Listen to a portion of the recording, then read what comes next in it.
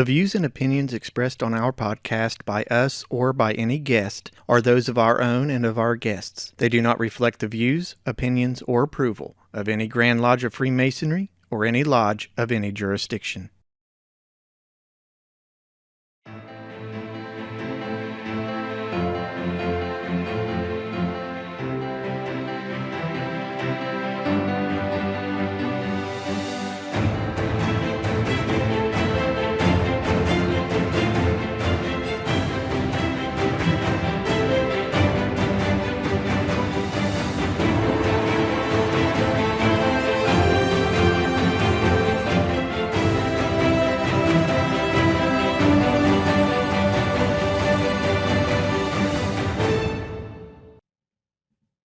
Hello, everyone, and welcome back to another episode of the Masonic Ring Podcast. I am your host, Brother Nathan Davis, from the Western Sun Masonic Lodge number 91 in Wheelersburg, Ohio. I can't believe it, but we're talking about it again. That's right, the coronavirus. It is going flat insane out there. It is getting so bad that here where I'm at in the state of Ohio, the governor is on every single day shutting down something different. But I want to talk about that. But before we do, I would like to put a plug in there for our Facebook page. Visit us at the Masonic Ring on Facebook. Give it a like. You'll be able to watch all the live recordings of our podcasts. You can also interact with us and make comments, post, do anything like that. Log on there and tell me what you would like, what you'd like to hear about. I've got some other stuff in mind, but my goodness, this is taking over everything. It is all over social media. It is all over the news. And honestly, I don't know what to believe and what not to believe, to be honest with you. And anyway, we're going to talk about that. Oh, I also want to mention you can now follow us on Twitter. Same handle, at the Masonic Ring. So the first thing I want to do is starting out with this. You know, I went on a little bit of a rant on the last podcast. I'd kind of like to not rant as much on this podcast, but anyway, I'd like to start out with a communication we received from the Grand Lodge of Ohio. And this was received March 16th, and it says, effective immediately, I declare all lodge activities, including but not limited to stated meetings, annual inspections, ceremonies, Grandmaster receptions, the Grandmaster's class event, and special meetings of all Ohio lodges holding allegiance under the Grand Lodge of Free and Accepted Masons of Ohio to be canceled through May 10th, 2020. Oh, man. I don't know how your jurisdiction works, but in our jurisdiction, in Ohio, we are mandated, required by Masonic Code to have 12 stated meetings a year, one a month. Our lodge happens to be a blue lodge where we meet our lodge happens to be a moon lodge where we meet every Tuesday during the week of the full moon.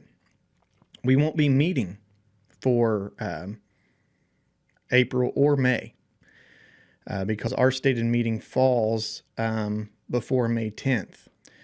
Let me double check that. I want to make sure. But at any rate, basically we are losing a lot of chances here. One of them is we had an entered apprentice degree scheduled for this past Tuesday, and we also had a 2 Master Mason degrees scheduled for Saturday. Now, don't get me wrong. I am in no way faulting the Grand Master or the Grand Lodge because this is something that had to be done. It's just one of those. It's just one of those things, to be precautious, to be proactive. These are one of the things that needed to be done. Now, normally when we have our stated meeting, which is a business meeting, we have to get consent from the lodge to pay the bills. Well, now this leaves, through this directive, this leaves the worshipful master, senior warden, junior warden, treasurer, and secretary that can pay the essential bills. Like electricity, gas, water, all that stuff. Now, normally it has to be, from the consent of the brethren, but this is the way that it has to be for now. And the dispensation also says that no lodge will be disciplined for not meeting the minimum required meetings according to our code this Masonic year due to the national pandemic. So there's one. We have lost at least two meetings, or at least two stated meetings, and 3 degrees, 2 of which were going to be Master Mason degrees. Again, not the fault of the Grand Lodge or the Grand Master. This is just the way that it has to be. So what I want to do is talk about here in Ohio. I can't really speak. Let me pull this up here real quick. I can't really speak for anybody else in any other state, but I can speak for what's happening in Ohio, because, man, our governor has just every single day he is closing something else down. And I'm going to go on here and pull it up. Okay, let's see. This is from coronavirus.ohio.gov, and this basically gives you updates on everything that's going on.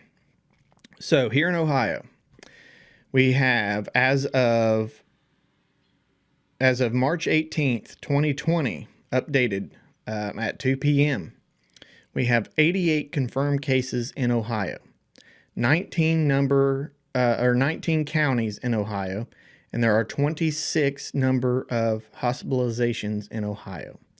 The counties affected are Ashland County with 1 case, Belmont County with 2 cases, Butler County with 8, Coshocton with 2, Cuyahoga with 38.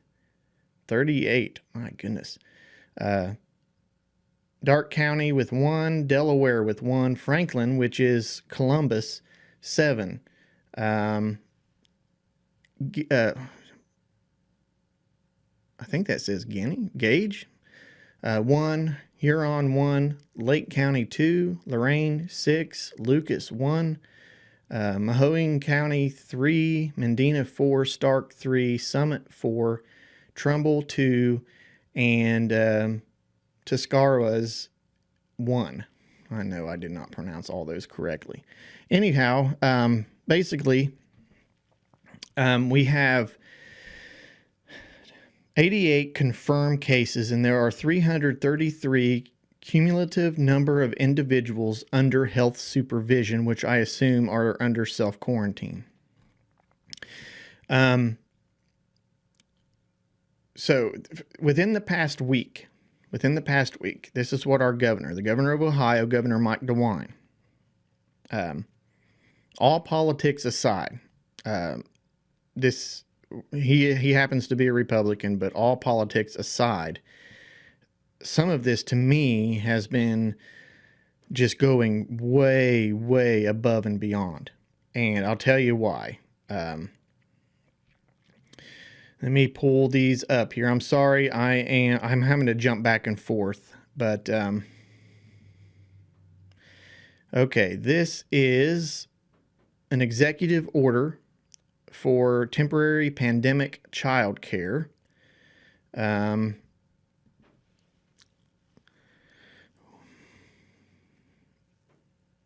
This was Executive Order 2020-04D, establishing a temporary pandemic child care license and emergency adoption of Ohio Administrative Code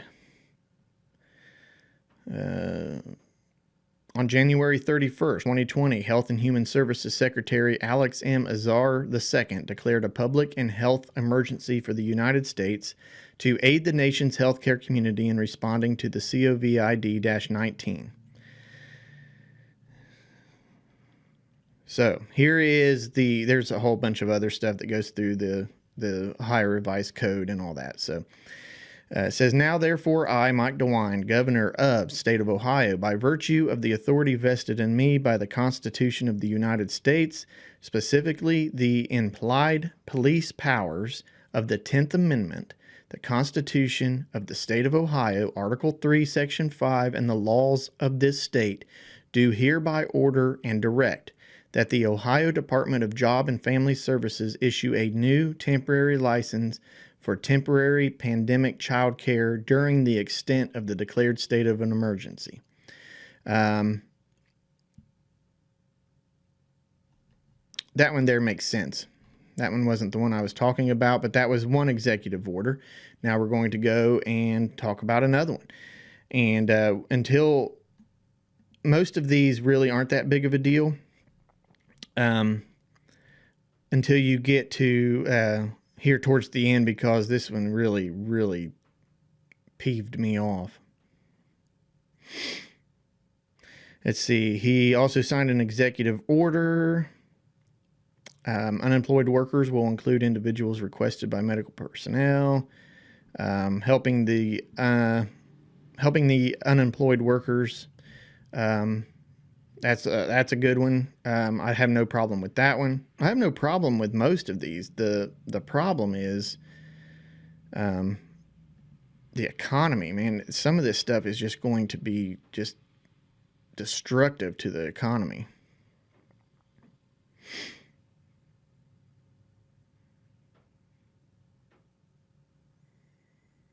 This one here is also not a... This isn't what I was talking about either. Let me see if I can get... I'm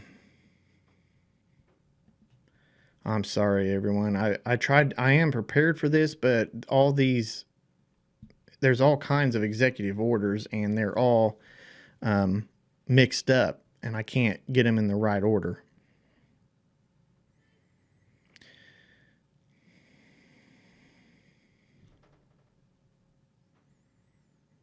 Okay, I cannot, I can't find the ones that I am searching for on that site. So what I'm going to do is go here and I'm going to pull it up. Just today, let's talk about today, because this is the last or the latest closures that the governor of Ohio has officially said that we have to shut down. And I'll go in as best order as I can, but this is what just happened today. The governor of Ohio has officially ordered that all barbershops, hair salons, tattoo parlors be closed at the end of business today. No, the end of business yesterday, March 18th, 2020. The end of business yesterday. So, okay, here's the issue I have with that. Yes, I understand what he's doing, and yes, you want to be proactive. I get that. Just like I understand about canceling all Masonic activities until May 10th in the state of Ohio. I get that. I totally do. Here's the problem, though. Here's the problem that I'm seeing. The barber that I go to, it is a small barber shop. There are literally 2 barbers, locally owned and operated. It's been there for years and years and years. And there's 2 barbers, and they have to shut down. And to me, that is going to be devastating to them. Just down the road where I work, there's another barber shop, 2 barbers, family owned and operated. They have to shut down until further notice. That's how they pay their bills. I mean, it's devastating. That's something that can affect a small business. That that's something that can affect a small business for a long time to come. I mean, that to me is like, just wow. Just wow. Like, okay, let's move on to the next one. I'm going to try not to bore you all too much, but let me pull this up here real quick. I'm sorry again. You just have to forgive me. Everything's all jumbled around, not the way that I had planned to do this.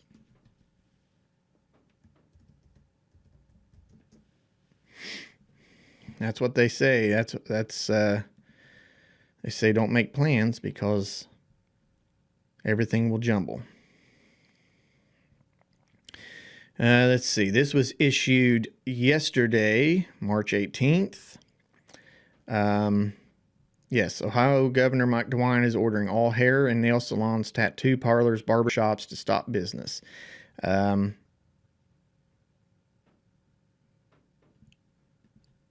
that was issued yesterday. Now we're going to move on to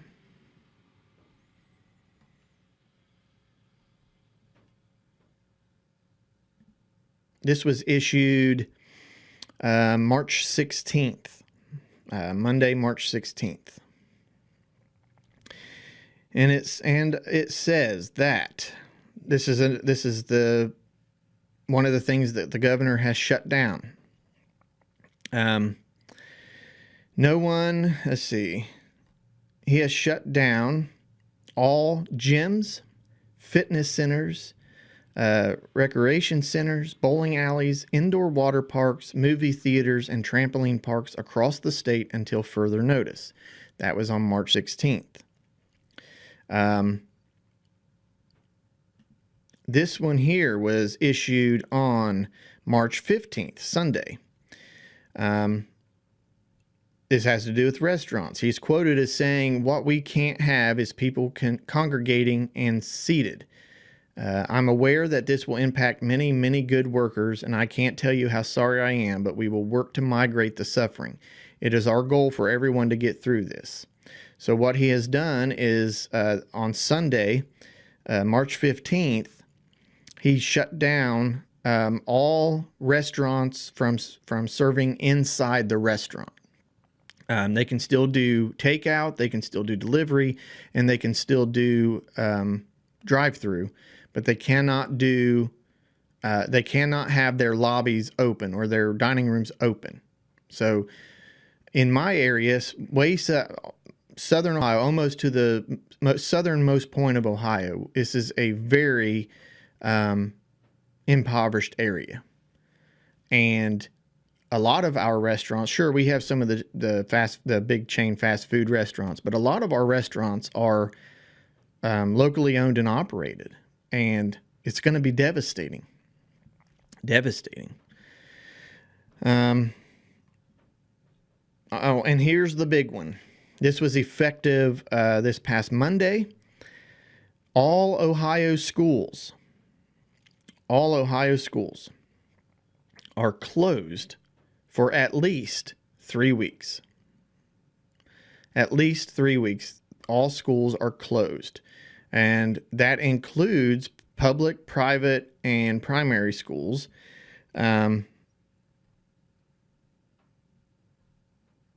For at least 3 weeks, and now they're talking about not even letting them go back to school. Now, luckily, that is not a huge deal. I mean, it is a big deal, especially people with childcare issues. But luckily, though, that they're allowing the students to basically be homeschooled for those 3 weeks. And if they happen to extend that longer, they're going to be homeschooled.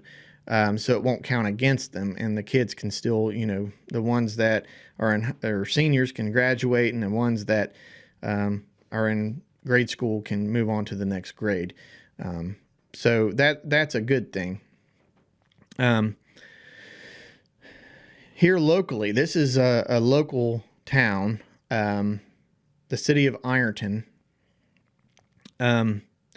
And this is due to the COVID-19 virus. The mayor of this town announced a state or declared a state of an emergency, and he announced that the city is limiting public gatherings to no more than 200 people.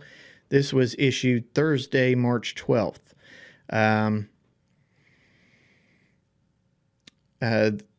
Also, the city has issued a no handshake policy citywide.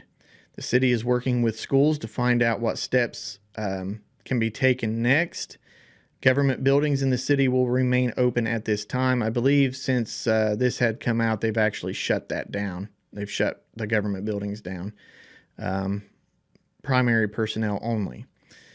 So it's taking a huge effect. But here's what I really want to talk about. I am a huge voter. Like I vote every election. I know the issues. I go in and I vote. So here's the issue.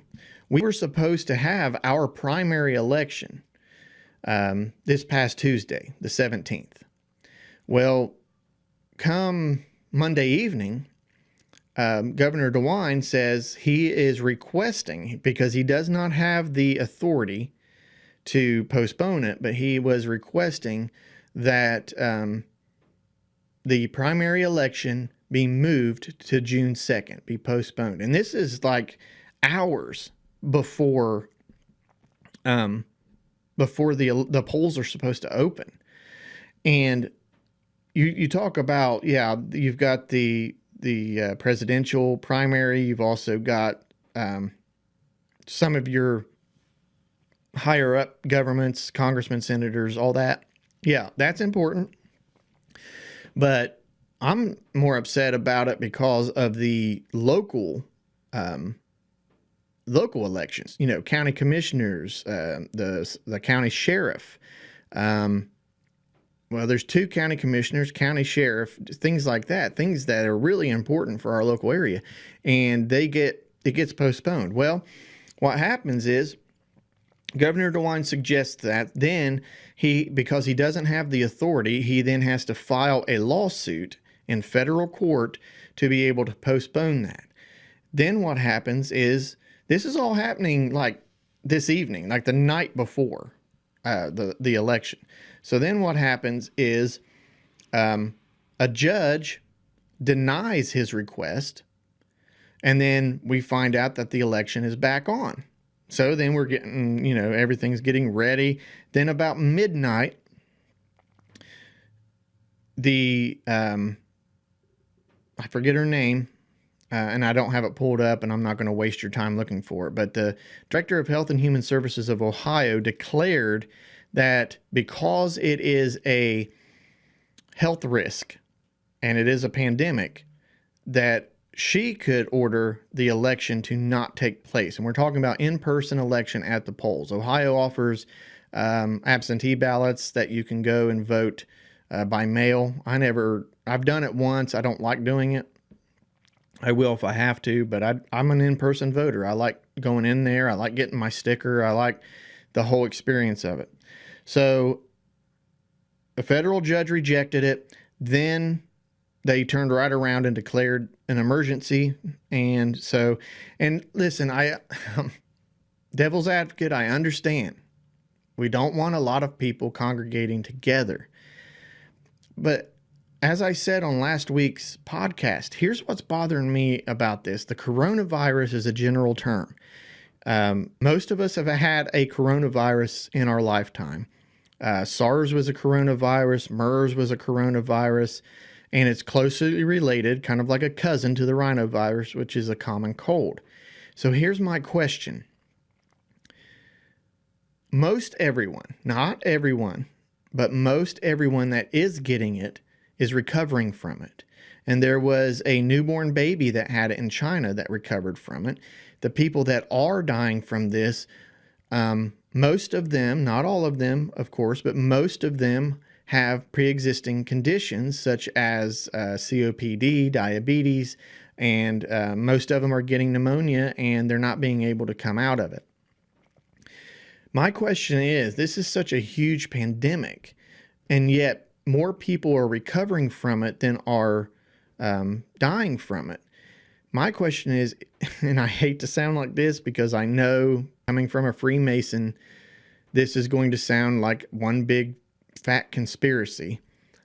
But my question is there something else going on that they're not telling us? And when I say they, I'm saying the state governments and the federal government. Is there something going on that they're not telling us? Is there something much more dangerous than this particular coronavirus that they're not telling us? Are they hiding numbers from us to avoid panic? Well, that's not working because he's shutting everything down. Every day he comes on. I'm kind of curious to what he's going to say tomorrow, but every day he comes on and he says something else is shut down. Well, you cannot go to I'm talking any store, and I'm not exaggerating. You can't go to Walmart. You can't go to Kroger. You can't go to Sam's Club. You can't go to Dollar General, Family Dollar, Dollar Tree, and find toilet paper, hand sanitizer, sanitizing wipes, the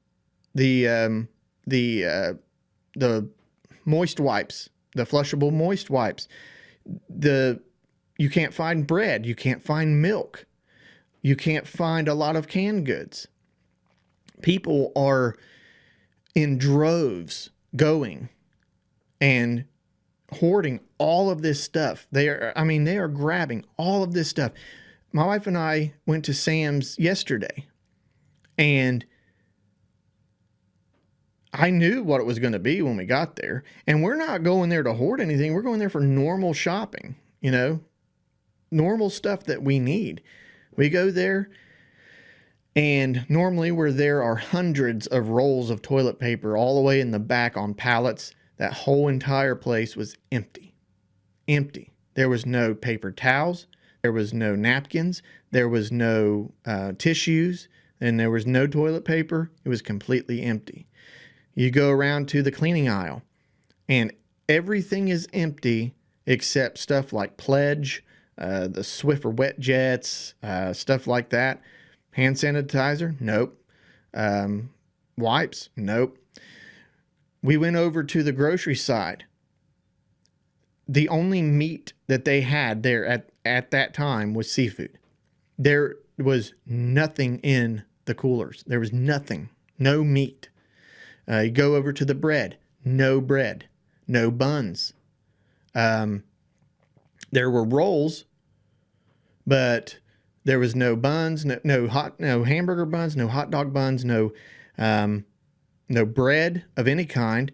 And then the chips, where you can get that big variety pack of chips, wiped out. It was insanely surreal, almost like I don't even know what. But so that's driving me a little crazy, because I feel like a lot of this stuff that the governor is doing, he may feel that it's right, and it may even be right, but the way he's going about it is causing mass panic. It's causing mass panic. You cannot find this stuff anywhere. We went to a small local grocery store, and we did it. We were able to get a few stuff, and we were able to find some really cheap rolls of toilet paper hidden. Somebody may have hidden it. I don't know, but we took them. They were there on the shelf. And I said, I just want to be able to buy my normal stuff. Bread, no bread.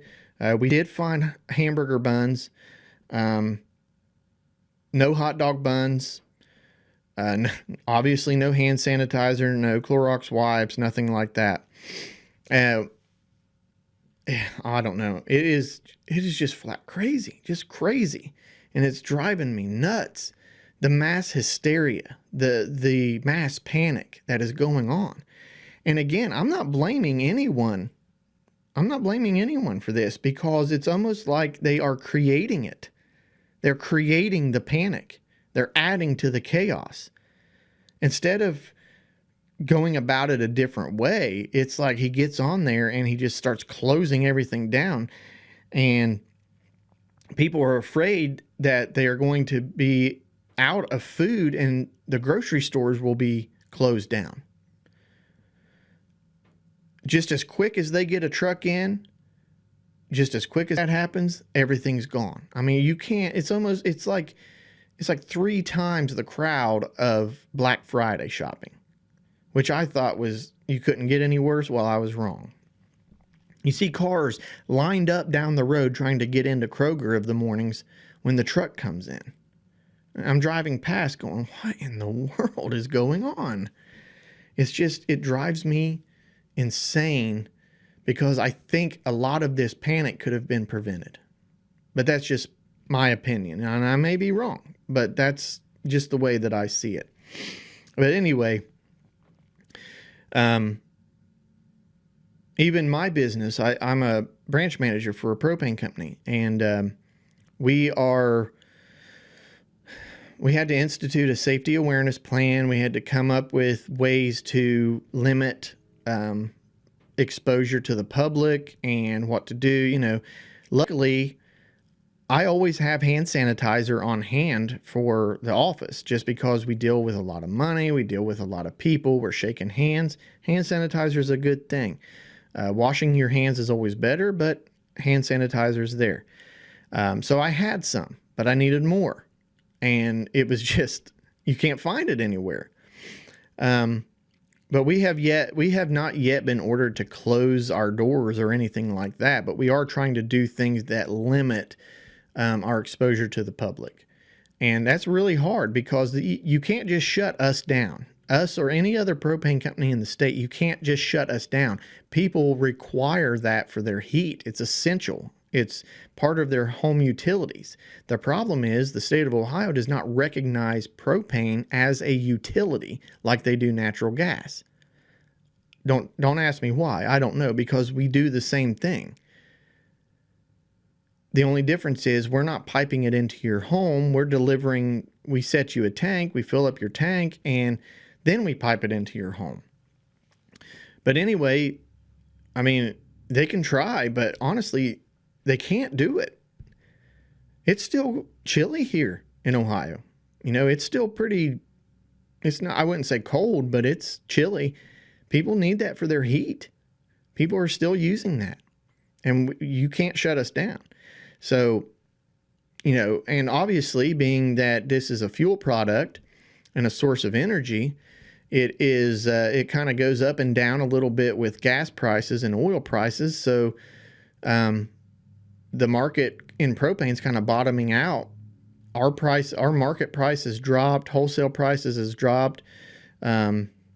It's gasoline here. The lowest I've seen it in a long time was $1.79, and it's supposed to keep falling from there.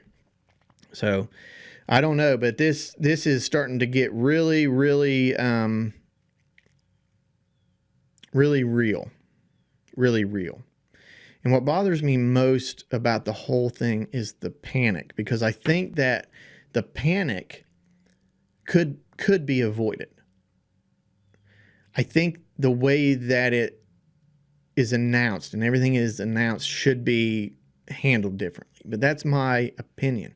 Now, don't get me wrong. Listen, I sound like a broken record, but I'm telling you, I do not fault anybody, and I'm not making light of this virus. I, as far as I know, I haven't had it, although I did have something pretty nasty over Christmas that I couldn't get out of bed for 3 days. I didn't get out of bed for 3 days, and that is no lie. Literally 3 days, not even to use the bathroom. I was just dead to the world. And it felt like, to me, like it was the worst flu I've ever had. I had a really bad fever, and it wasn't a day later that my wife got it. And she was really bad off, and it was bad. So listen, trust me, I'm not making light of this situation at all. It is serious, and it should be taken seriously. And people should be able to get the essential items that they need. But if they're going to keep going on there and announcing things like this, what they need to do is limit things, ration it, so people can get stuff. And even that won't work. You can't go on Amazon and buy hand sanitizer. I looked just for giggles. I got on there and looked just to see. out of stock, out of stock, out of stock, currently unavailable, currently unavailable. It's like, man, this is insane. This is insane. So luckily, sort of luckily, I'm not into it as big as I used to be, and I wouldn't call myself a prepper, but growing up in the country, I was always taught to always have a supply of food. So luckily, we have a supply of food. We have a supply of toilet paper, but it's not going to last. Well, I can guarantee you after all of this is over, I'm going to be stocking up on a lot of stuff. A lot of stuff. Non-perishable. I'm going to try and do my own canning this year. Have food. It's going to be... This isn't going to happen to us again. Not again.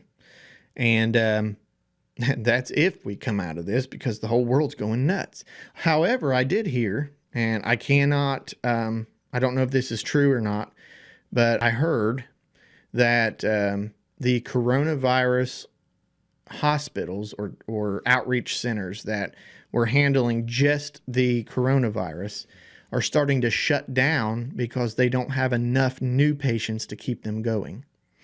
And if that's the case, then what I think is going to happen here. I feel like, you're trying to limit the spread of the infection. I get it. Limit the spread of the disease. I feel like, though, that you're kind of just delaying the inevitable. And now they're coming up with a vaccine, which I didn't know that any coronavirus had a vaccine. But what I heard was that they are rushing to human trials with a brand new vaccine for the COVID-19 virus to get it out on the market as quickly as possible. Do you want a zombie apocalypse? Because that's how you get a zombie apocalypse. You ever seen I Am Legend? Yeah, you rush all this stuff, and then all of a sudden, people are dying from the vaccine because it didn't go through the proper channels. I don't know. Do you trust that? I mean, they're under a lot of pressure to get this vaccine out, if the vaccine even exists. They're under so much pressure, and they're skipping a lot of steps to get it to human trials. And next thing you know, we're all walking around with our hands in front of us, screaming for brains. I'm just saying, until that vaccine has ran its course a little bit and been tested, you're not going to see me standing in line to get it. I'd rather have the coronavirus, because I feel like they're rushing it too fast. They're under so much pressure, and the FDA is just going to flat out approve it because it's been, we're under this mass hysteria. And that vaccine, how many people did you try it on? I don't know, 100. And out of those 100 people, only 3 of them died. Okay, get it out on there. Get it on the market. No, you won't see me doing that. All right, anyway, I think I went into another rant. But this is real, folks. This is real.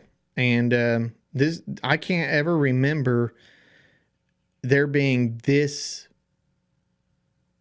much of a panic in my lifetime.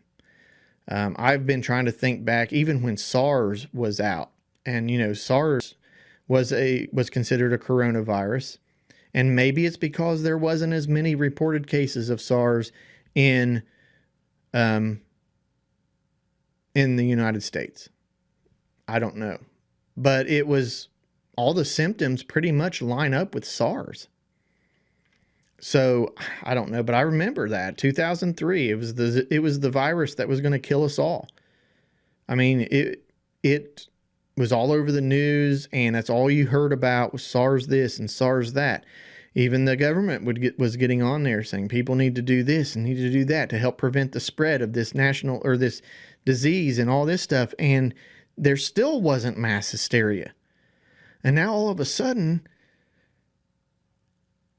people are losing their minds because I feel like, one, the media, and I'm talking about all forms of media. I'm talking about, I know there's right-wing media, left-wing media, local media, newspapers. It doesn't matter. All politics aside, if you watch any kind of news at all, we're all going to die. I mean, it's insane. It's like, when you log on to WebMD and says, what happens if my knee hurts? And the first thing that pops up is you probably have cancer. First thing people's going to do is panic. So you get on the news, for them, it's ratings. For people like us, it's real life. It's real life. And people tune into the news to get the right information. And they may be getting the right information, but it's being presented to them in the wrong way. It's crazy. It's crazy out there. Anyway, I promise you, on my next podcast, unless something completely incredible happens or, out of the ordinary, crazy, like the zombie apocalypse caused by the vaccine that wasn't ready, then I'm not going to talk about the coronavirus on my next podcast. But this is something that has just been, it's one thing after another after another. It's crazy.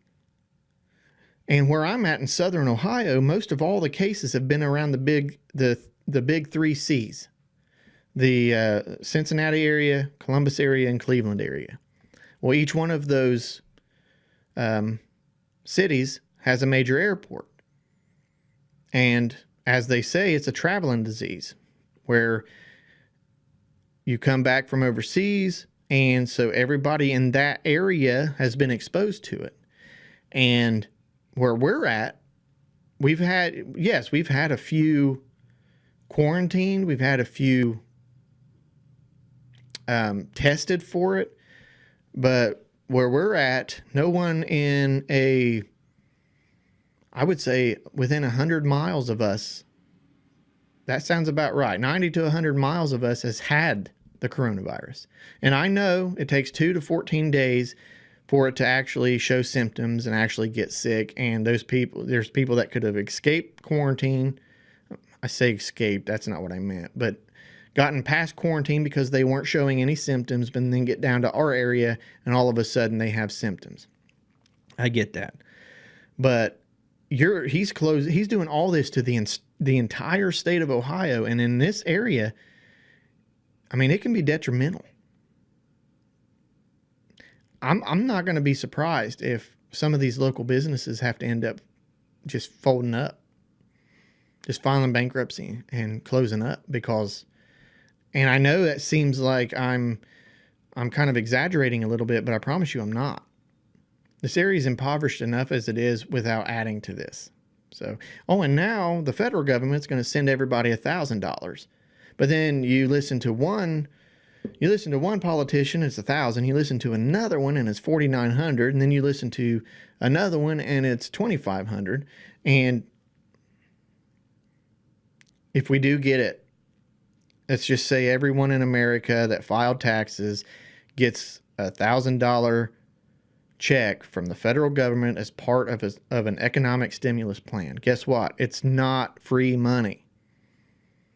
It's an advance, because you will have to pay that back at your next, on your next return. We went through it once with the crash of 2008, where we all got, I don't even know how much I got then, 500,000, I can't remember. But come next tax season, you had to pay it back. So it's not free money. It's a stimulus, which means you'll have to pay it back. And I may be wrong. I hope I am. But I don't think I am.